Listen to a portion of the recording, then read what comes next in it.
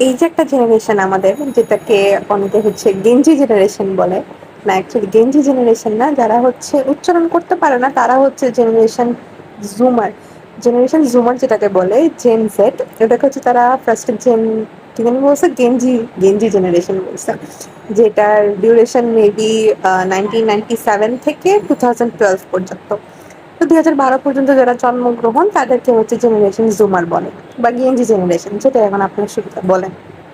তো এদের কিছু বৈশিষ্ট্য দেখলাম লাস্ট কিছু দিনে।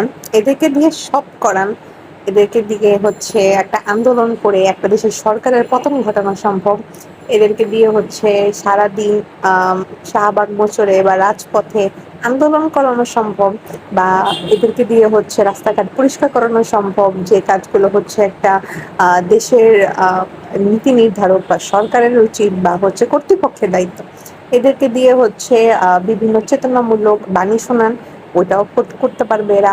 বা এদেরকে দিয়ে হচ্ছে রাস্তার দেয়ালে বিভিন্ন আঁকাআঁকি, গ্রাফিতি বা হচ্ছে এরকম চারুকলার যে কাজগুলা বা চিত্রকর্ম, ওটা করান, ওটা অনেক ভালোভাবে করবে।